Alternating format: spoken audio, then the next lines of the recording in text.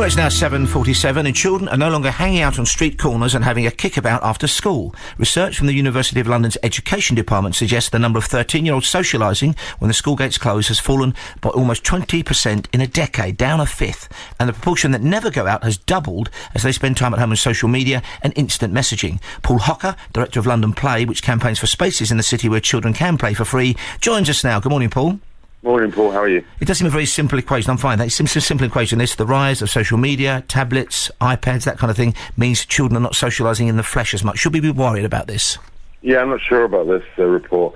I think all the social media stuff, all the screen time that children spend, I think that's a consolation. I think that's a stand-in for what they really want, and that's to be outside and play with their mates. They don't want to be really wanting to do that. That's the trouble. You constantly have to... I've just spent the weekend with a whole load of kids. They have to be virtually forced outdoors. If they've got the choice between being on their electronic equipment or going out, they will always choose the electronic equipment.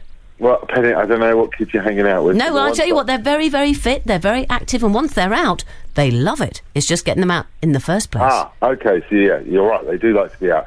Yeah, I mean, I think if you look at the rise in forest schools, look at the rise in the capital of play streets, all these things have been created to get children outside. And once they're outside, as you say, Penny, they love it. What's changed is children's desire to be outside hasn't changed.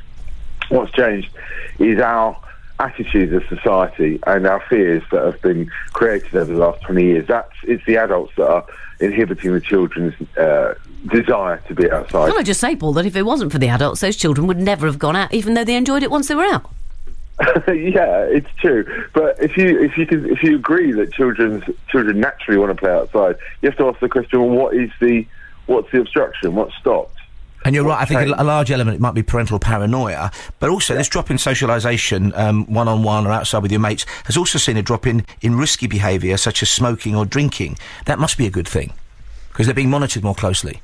Yeah, I don't know. I mean, the average age of children that enjoy playing out on a play street is sort of 8, 9, 10, that sort of age, and they're not the sort of children that are going to want to experiment. The age of experimentation tends to be later on, and I don't know. I'm not an expert in youth, but I think children need space to take risks, not necessarily smoking and drinking, but certainly as a race, humans need to take risks, and if we're denying children the opportunity to take risks, I think that's dangerous.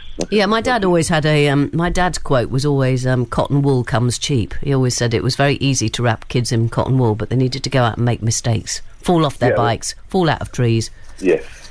We're not doing them any favours if we do that. As Lloyd George said, better a broken bone than a broken spirit. Thank you very much, Paul Hocker, on that inspirational note, director of London Play, which campaigns for spaces in the city where children can play for free. It's BBC London 94.9. It's now 7:51.